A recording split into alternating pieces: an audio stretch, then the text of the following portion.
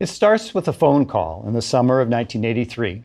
Judy Johnson tells police in Manhattan Beach, California, that a school aide at the McMartin Preschool molested her 2.5-year-old son. The aide in question, she says, is Raymond Buckey, the 25-year-old son of the owner of the preschool. Police take the accusation seriously, despite the fact that the young boy is unable to identify Buckey from photos, and the medical investigations of the boy show no signs of sexual abuse. The police search Buckey's home and carry away confiscated evidence, such as a rubber duck, a graduation robe, a teddy bear, and Playboy magazines. Buckey is arrested. The day after Buckey's arrest, Manhattan Beach Police Chief Harry Kuhlmeyer sends a letter to 200 McMartin preschool parents. He informs them that Ray Buckey is under suspicion for child abuse. The letter asks parents to question your child to see if he or she has been a witness to any crime or if he or she has been a victim. The letter lists possible criminal acts under investigation in a way almost sure to alarm any parent. The acts include oral sex, fondling of genitals, buttock or chest area, and sodomy, possibly committed under the pretense of taking a child's temperature. Also, photos may have been taken of children without their clothing. Any information from your child regarding having ever observed Ray Buckey to leave the classroom alone with a child during a nap period, or if they have ever observed Ray Buckey tie up a child, is important. The police chief's letter ends by asking parents to, quote, please keep this investigation strictly confidential because of the nature of the charges and the highly emotional effect it could have on our community. Please do not discuss this investigation with anyone outside of your immediate family. You bet. The massive news coverage of the McMartin preschool investigation will produce indictments not just against Raymond Buckey, but also against the founder and staff of the formerly well-respected school. It will produce the longest and most expensive criminal trial in American history, costing taxpayers over $15 million. What it will not produce is a single conviction. But there will be plenty of victims, unjustly accused defendants, traumatized children, and angry parents. As you might imagine, it wasn't long after the police chief's confidential letter to parents before everyone connected to the McMartin preschool, indeed most everyone in the whole Los Angeles metropolitan area, knew about the ongoing investigation of Ray Buckey. Meanwhile, Judy Johnson made additional reports of this misbehavior at the McMartin preschool. To say the least, they were bizarre. Johnson claimed that Peggy Buckey, Ray's mother, was involved in satanic practices. According to Johnson, Peggy took her son to church, where the boy was made to watch a baby being beheaded and then forced to drink its blood. She also claimed Ray Buckey sodomized her son while the boy's head was in the toilet, and that Buckey took him to a car wash and locked him in the trunk. Other teachers, she said, chopped up rabbits and placed some sort of star on her son's bottom. Now, allegations of this sort should have been a red flag for police and prosecutors, but the snowball of suspicion had started rolling. Chief Kuhlmeyer's letter to parents had produced new accusations from other parents, as well as demands for a full-scale investigation of doings at the McMartin preschool. In bowing to this pressure, the district attorney's office handed a major portion of the continuing investigation over to Kee MacFarlane, a consultant for the Children's Institute International, CII. CII was an agency with the mission of identifying and treating abused children. Police encouraged parents to send their children to CII for 2-hour interviews. 400 children reported for interviews. At CII, the children were each asked a series of leading questions designed to produce allegations of abuse. The interviews usually followed a pattern. At first, the child denied seeing any evidence of abuse. Eventually, however, the child came around and gave MacFarlane and other interviewers the stories that they were clearly wanting to hear. After the interview, MacFarlane let the parents know that their child had been abused and described the nature of the alleged abuse. So by March 1984, 384 McMartin students were diagnosed as having been sexually abused. In addition to interviews, 150 children received medical examinations. Dr. Astrid Hager, hired by CII to conduct the examinations, concluded that 80% of the children had been molested. For the most part, Dr. Hager based her conclusion not on physical evidence, as you might expect. Examinations instead revealed physical evidence of sexual assault in only 6 cases. And those assaults could have happened, of course, at home or anywhere. But Hager maintained that any conclusion should validate the children's medical history. And the parents and the children, through their interviews with her and others at CII, were reporting abuse. Using a magnifying device, Dr. Hager claimed to detect scarring patterns in genital and rectal areas, which she said indicated sexual abuse.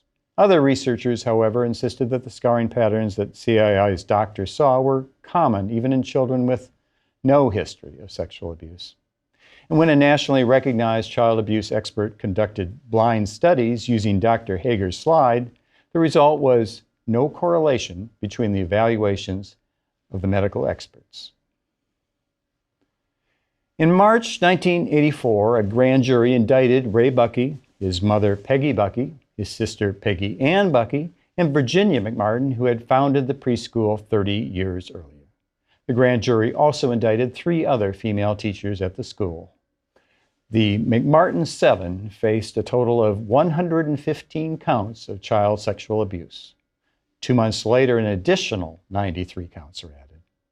Some saw the additional indictments in the high-profile case as part of a strategy by the district attorney to boost his chances in an upcoming primary election. Bail for Peggy Buckey was set at $1 million. Ray Buckey was held without bail. By the time the preliminary hearing began, Prosecutor Lael Rubin was telling the media that the 7 defendants committed 397 sexual crimes, far more than the number for which they were indicted.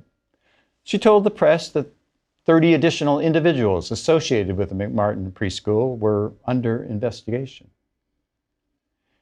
Now, these events might remind you of another set of trials long ago, a set of trials which began with a child experiencing unusual symptoms, followed by an initial set of accusations. Soon the accusations spiraled beyond all reason, with dozens of people under suspicion or charged with crimes. And few then had the courage to express skepticism for fear that they too would come under attack. The earlier trials, of course, were the Salem witchcraft trials. Dorothy Rabinowitz saw the parallels in a 1990 Harper's Magazine article. The article is also noteworthy in that it helped secure the release of a wrongfully convicted teacher in a New Jersey daycare case. Rabinowitz wrote, "We are a society that every 50 years or so is afflicted by some paroxysm of virtue, an orgy of self-cleansing through which evil of one kind or another is cast out.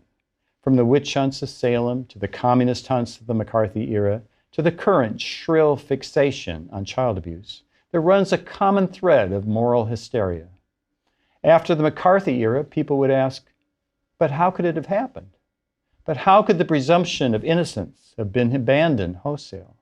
How did large and powerful institutions acquiesce as investigators ran roughshod over civil liberties?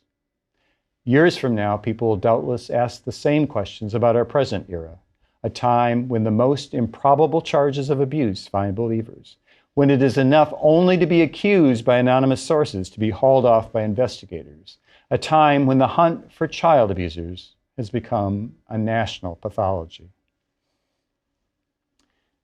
Searchers of the McMartin preschool and the homes of the 7 defendants failed to produce much incriminating evidence. No nude photographs of children were discovered, despite the insistence of investigators and parents that such photographing was commonplace at the preschool. No evidence was found of the secret rooms where repeated instances of sexual abuse were said to have taken place. A group of nearly 50 McMartin parents remained convinced that the fabled secret rooms existed. The parents began digging at a lot next to the school and were joined a few days later by an archaeological firm hired by the DA's office. But still, no secret rooms were discovered. The longest and possibly strangest preliminary hearing in history was a chaotic proceeding featuring the 7 defendants, each with his or her own attorney, and 3 prosecutors. In the typical preliminary hearing, the prosecution tries to demonstrate cause for bringing the defendants to trial, and the defense passively observes. Here, however, the defense in the McMartin hearing mounted an aggressive defense. Defense attorneys cross-examined a parade of prosecution witnesses who included allegedly abused children, parents, therapists, and medical experts. The defense raised questions as to how abuse on such a massive scale could go undetected for years. The defense also tried to show that much of the testimony of the prosecution's child witnesses was flatly unbelievable. Kee MacFarlane testified at the preliminary hearing. She said the abuse went undetected because the children were either in a denial syndrome or were afraid that revealing McMartin's dark secrets would result in their own deaths or the deaths of family members. MacFarlane explained that she was able to bring out the secrets with the help of anatomically correct dolls and a set of puppets. She asked children questions in interviews for the voices she gave to her dolls and puppets. Puppets called Mr. Alligator, Mr. Snake, Detective Dog, and Mr. Sparky. Videotapes of the interviews showed that MacFarlane and other therapists relied on leading questions and subtle pressure to persuade children to join the chorus of accusers. The defense raised some eyebrows for spectators when it played tapes that showed one CII therapist telling a child interviewee that 183 kids had already revealed yucky secrets. In the taped interview, the therapist tells children that all the McMartin teachers are sick in the head and deserve to be beaten up. The testimony of some of the children at the preliminary hearing was shockingly bizarre. Much of it was riddled with inconsistencies and contradictions. Several children reported being photographed while performing nude somersaults as part of a so-called naked movie star game. Other children testified that they played a nude version of Cowboys and Indians. Sometimes the Indians sexually assaulted the cowboys, and sometimes it was the other way around. Children testified that sexual assaults took place on farms, in circus houses, in the homes of strangers, in car washes, in storerooms, and in the secret room at McMartin, a room accessible by a tunnel.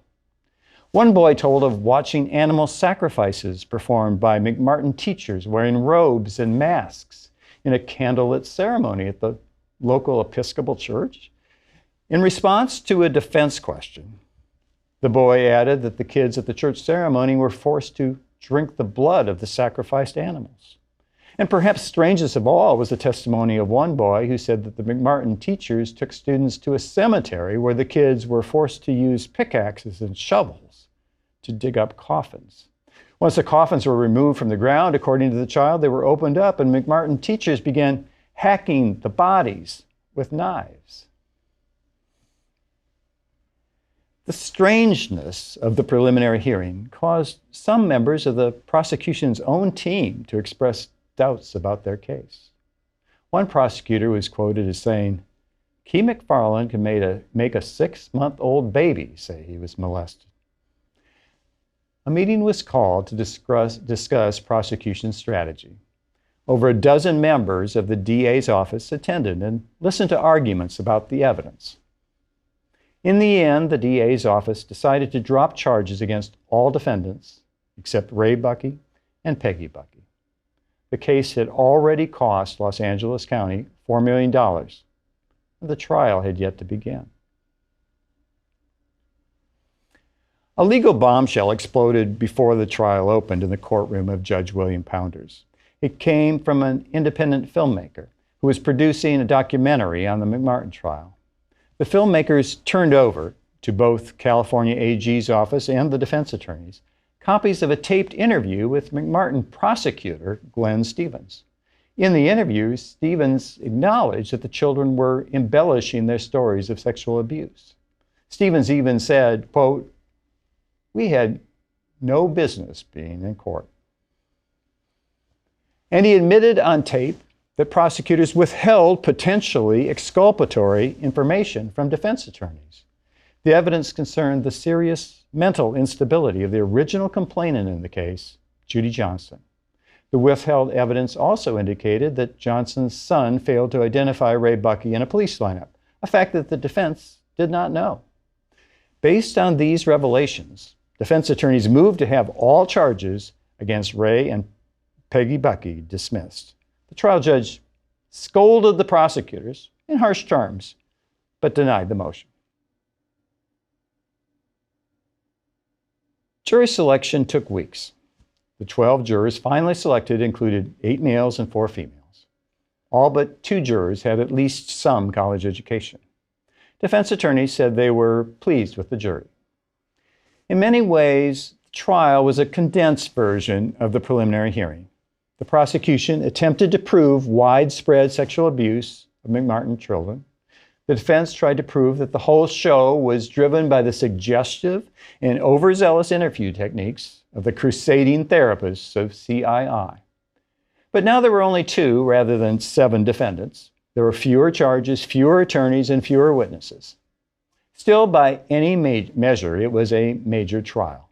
Before it ended, the prosecution presented 61 witnesses, including 9 child witnesses, a jailhouse informant, parents, medical specialists, therapists, and even a woman who shared Ray Buckey's love of pyramids.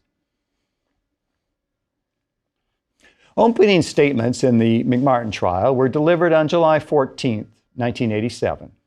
Deputy District Attorney Lyle Rubin characterized the trial as about a betrayal of trust. Dean Gitz, attorney for Peggy Buckey, told the jurors to consider that the McMartin preschool operated for over 20 years without complaints. He pointed out that the prosecution, despite moving heaven and earth in a search for secret tunnels, pornographic pictures, semen, and buried animals, turned up no hard evidence of sexual molestation. Daniel Davis, attorney for Ray Buckey, said that he would offer a common sense defense that proved his client was the victim of suggestive interviewing techniques and a virtual witch hunt. The prosecution called several parents to the stand. Each parent was convinced that their child had been sexually abused. Parents variously suggested bladder infections, nightmares, anatomically correct artwork, and masturbation as confirming evidence of abuse. A couple of parents theorized that massive abuse occurred during nap time, a time when the parents were prohibited from picking up children. The prosecution's child witnesses ranged in age from 8 to 15 now. They repeated many of their stories from the preliminary hearing. Jurors heard of the naked movie star game and an incident in which Ray Buckey allegedly scared the children into silence by executing a cat with a knife. In addition, children offered numerous graphic accounts of sexual abuse by both Ray and Peggy Buckey. On cross-examination, the defense went to the tape.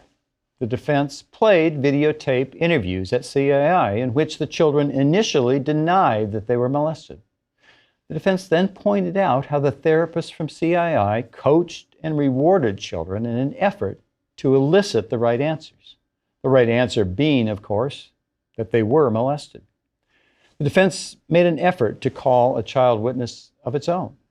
They wished to examine Judy Johnson's son, the young boy who started the whole investigation rolling. Judy Johnson, by the time of the trial, was deceased, and the boy's father announced that his son would testify over my dead body. The judge agreed with the father that the trial testimony could be highly stressful for his young son. He ruled the boy would not have to testify. One witness, above all, had the potential to make or break the prosecution's case. That was witness CII therapist Kee MacFarlane. MacFarlane was on the witness stand for 5 weeks. On cross-examination, Defense attorney Daniel Davis blasted her controversial interview techniques. He questioned MacFarlane about using naked puppets and anatomically correct dolls.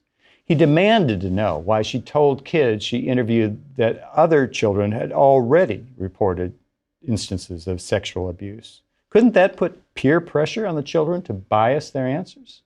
By the time MacFarlane finished her testimony, even Judge Pounders was expressing concern about her techniques. Outside of the presence of the jury, Pounders declared, "In my view, her credibility is becoming more of an issue as she testifies here."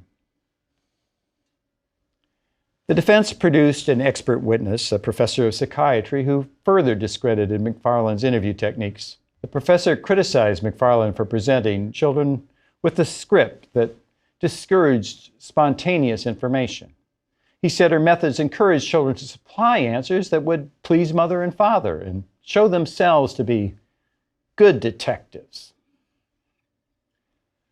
Perhaps the strangest testimony of the trial came from jailhouse informant George Freeman, Ray Bucky's cellmate. Freeman was a 9-time felon and a confessed perjurer. He was also what is commonly called a jailhouse snitch. That is, he was a prisoner who testifies to fill holes in a prosecution case in exchange for favorable treatment, the dropping of charges, or perhaps earlier release from prison. Of all the witnesses in criminal trials, none have less credibility than jailhouse snitches, but prosecutors continue to rely on them to prove difficult cases. Freeman testified that Bucky admitted to him that he sexually molested children at the McMartin school. Freeman went on to say that Bucky told him he shipped pornographic materials to Denmark and that he buried incriminating photos of himself and the children in South Dakota. Powerful evidence, if true, but the defense succeeded in showing Freeman had almost zero credibility. And now a word about pyramids. Ray Bucky was a believer in pyramid power, which he said has a powerful effect on all living things. The prosecution wanted jurors to know about Bucky's fascination with pyramids. They wanted jurors to know that Bucky drove around LA wearing a pyramid hat and that he hung a pyramid over his bed.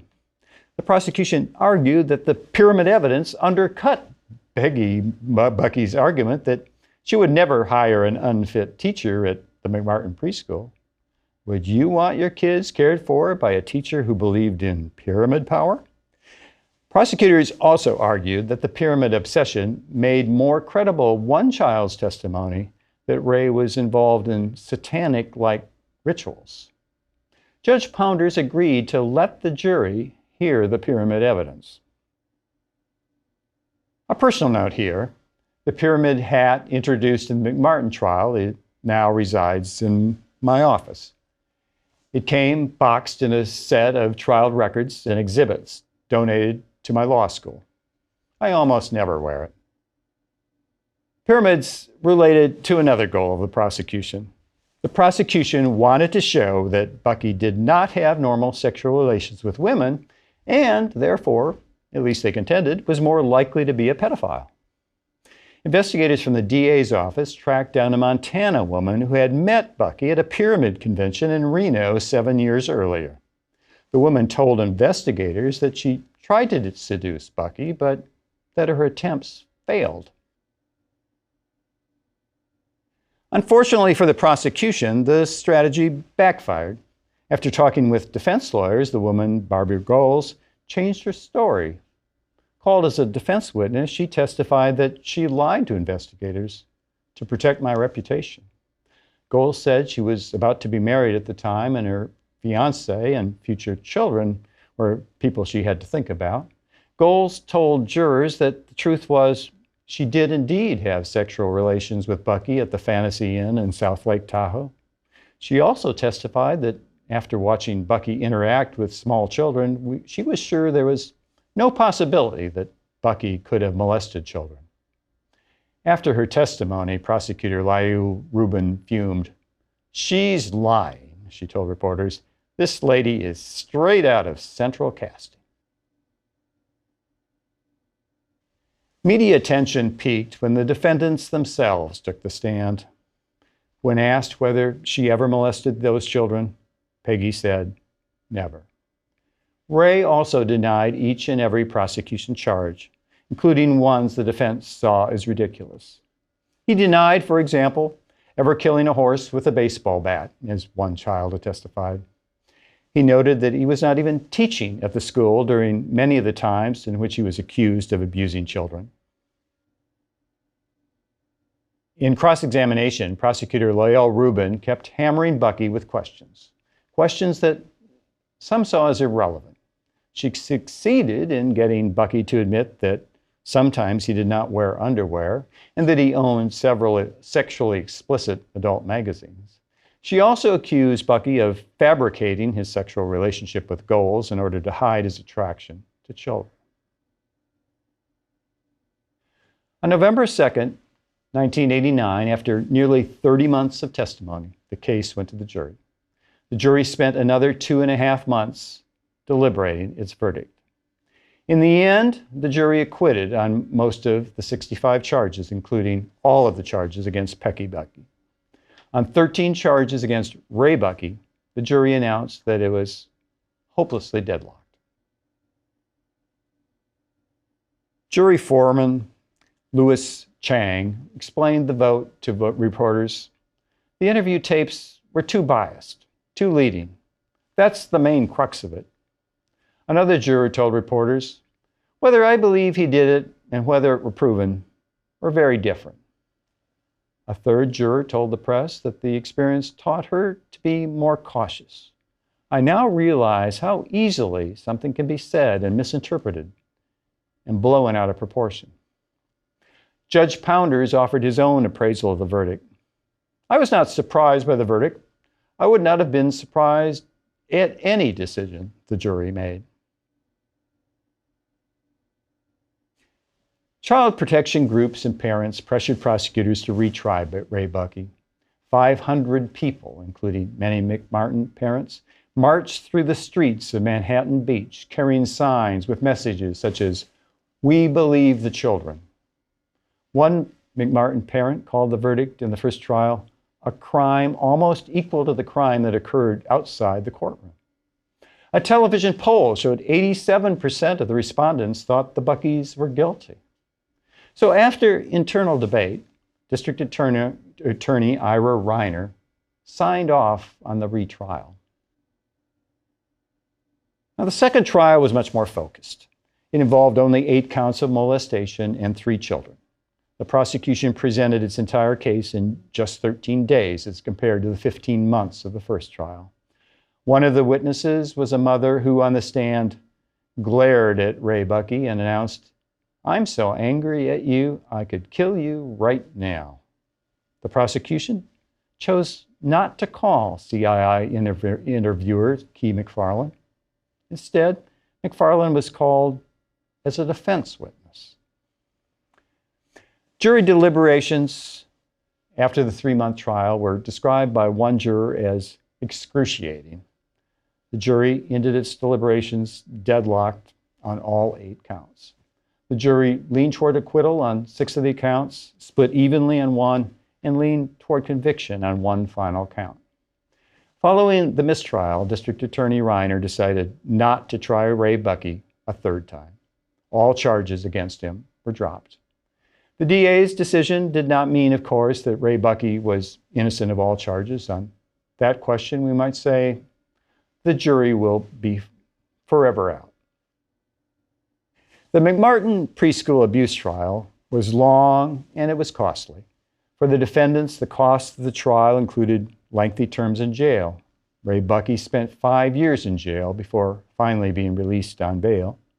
For the defendants, it meant loss of homes, loss of jobs, loss of life savings, and a stigma that might never leave. The children, too, were victims. Ray Bucky, in a CBS interview, said, "Those poor children went through hell, but I'm not the cause of their hell, and neither is my mother. The cause of their hell is the adults who took this case and made it what it was." Parents, too, suffered. Many felt betrayed by the justice system. The community of Manhattan Beach was another victim. The town was left uneasy and polarized by the trials. The effects of the McMartin trial extended beyond the state of California. Early publicity surrounding the McMartin investigation spawned a rash of charges against daycare providers elsewhere. Many, if not most, of these charges proved to be unsubstantiated. Still, many daycare centers closed their doors after insurance companies, fearing molestation lawsuits, dramatically increased their rates. There are many lessons to be learned from the McMartin preschool trial. Lots of blame to go around. When the Manhattan police chief sent his letter warning of possible abuse at the school, he should have known that hysteria, massive press attention, and pressure to convict at all costs would follow. The case also illustrates the problems that come when police and prosecutors leap to conclusions. Blinders get put on. Evidence that should cause a re-examination of assumptions gets ignored. And there are also lessons for the media. The McMartin case was distorted by PAC journalists publishing stories slanted heavily towards the prosecution. Journalists churned out sensational headlines day after day and almost never seriously questioned the allegations. Their actions helped turn the McMartin trial into the expensive fiasco that it became. And finally, there was collateral damage. In the wake of McMartin and other trials, many daycare centers around the country adopted new policies. These policies strictly limited physical contact between teachers and children.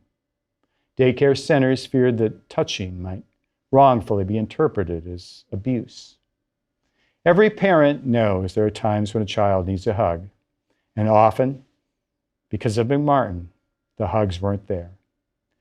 A trial can produce victims that never go anywhere near a courthouse.